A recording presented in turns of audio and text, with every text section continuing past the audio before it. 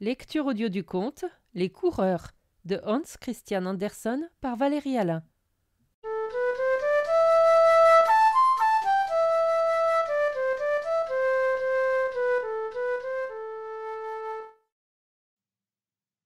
Un prix, deux prix même, un premier et un second, furent un jour proposés pour ceux qui montreraient la plus grande vélocité.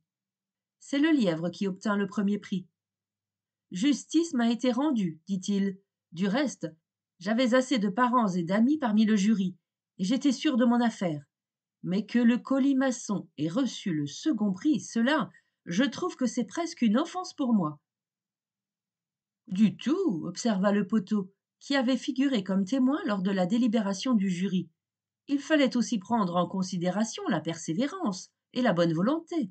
C'est ce qu'ont affirmé plusieurs personnes respectables, et j'ai bien compris que c'était équitable. Le colimaçon, il est vrai, a mis 6 mois pour se traîner de la porte au fond du jardin, et les autres 6 mois pour revenir jusqu'à la porte. Mais pour ses forces, c'est déjà une extrême rapidité. Aussi, dans sa précipitation, s'est-il rompu une corde en heurtant une racine. Toute l'année, il n'a pensé qu'à la course, et, songez donc, il avait le poids de sa maison sur son dos. Tout cela méritait récompense, et voilà pourquoi on lui a donné le second prix. On aurait bien pu m'admettre au concours, interrompit l'hirondelle. Je pense que personne ne fend l'air, ne vire, ne tourne avec autant d'agilité que moi. J'ai été au loin, à l'extrémité de la terre. Oui, je vole vite, vite, vite. Oui, mais c'est là votre malheur, répliqua le poteau. Vous êtes trop vagabonde, toujours par monts et par vaux. Vous filez comme une flèche à l'étranger quand il commence à geler chez nous. Vous n'avez pas de patriotisme. Mais, dit l'hirondelle, si je me niche pendant l'hiver dans les roseaux des tourbières, pour y dormir comme la marmotte tout le temps froid, serais-je une autre fois admise à concourir? Oh, certainement, déclara le poteau. Mais il vous faudra apporter une attestation de la vieille sorcière qui règne sur les tourbières, comme quoi vous aurez passé réellement l'hiver dans votre pays et non dans les pays chauds à l'étranger.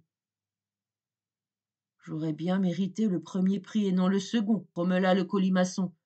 Je sais une chose. Ce qui fait courir le lièvre comme un dératé, c'est la pure couardise. Partout, il voit des ennemis et du danger. Moi, au contraire, j'ai choisi la course comme but de ma vie. Et j'y ai gagné une cicatrice honorable. Si donc quelqu'un était digne du premier prix, c'était bien moi. Mais je ne sais pas me faire valoir, flatter les puissants. Écoutez, dit la vieille borgne, qui avait été membre du jury, les prix ont été adjugés avec équité et discernement.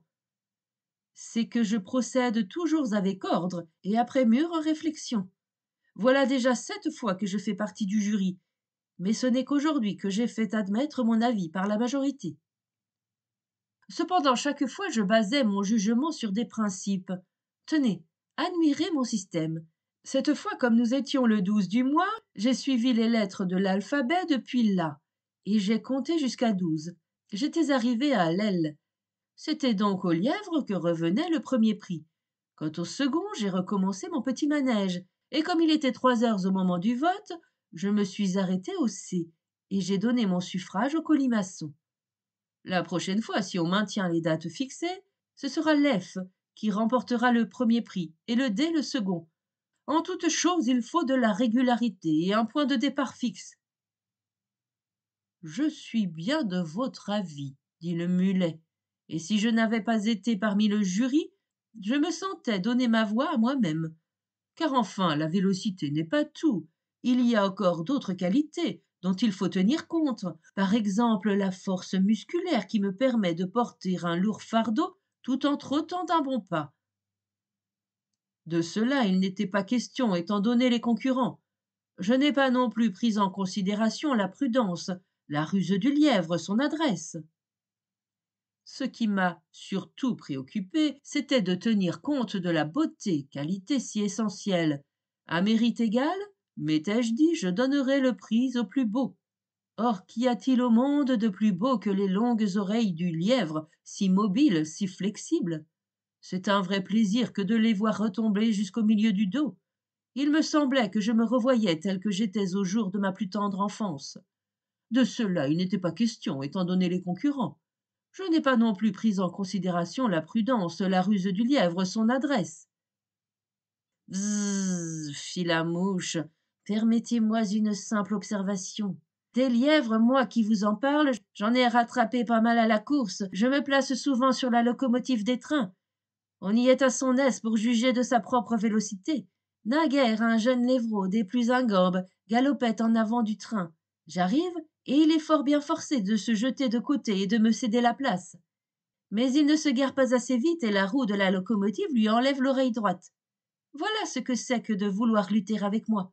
Votre vainqueur, vous voyez bien comme je le battrai facilement. Mais je n'ai pas besoin de prix, moi. Il me semble, cependant, pensa l'Églantine, il me semble que c'est le rayon de soleil qui aurait mérité de recevoir le premier prix d'honneur, et aussi le second.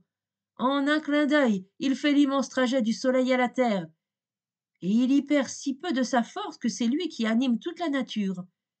C'est à lui que moi et les roses, mes sœurs, nous devons notre éclat et notre parfum. La haute et savante commission du jury ne paraît pas s'en être doutée. Si j'étais rayon de soleil, je leur lancerais un jet de vapeur qui les rendrait tout à fait fous. Mais je n'irai pas critiquer tout haut leur arrêt. Du reste, le rayon de soleil aura sa revanche. Il vivra plus longtemps que tous. En quoi consiste donc le premier prix? Fit tout à coup le ver de terre. Le vainqueur, répondit le mulet, a droit sa vie durant d'entrer librement dans un champ de choux et de s'y régaler à bouche que veux-tu. C'est moi qui ai proposé ce prix. J'avais bien deviné que ce serait le lièvre qui l'emporterait, et alors j'ai pensé tout de suite qu'il fallait une récompense qui lui fût de quelque utilité. Quant au colimaçon, il a le droit de rester tant que cela lui plaira sur cette belle haie, de se gorger d'aubépines, fleurs et feuilles. De plus, il est dorénavant membre du jury. C'est important pour nous d'avoir dans la commission quelqu'un qui, par expérience, connaisse les difficultés du concours. Et, à en juger d'après notre sagesse, certainement l'histoire parlera de nous.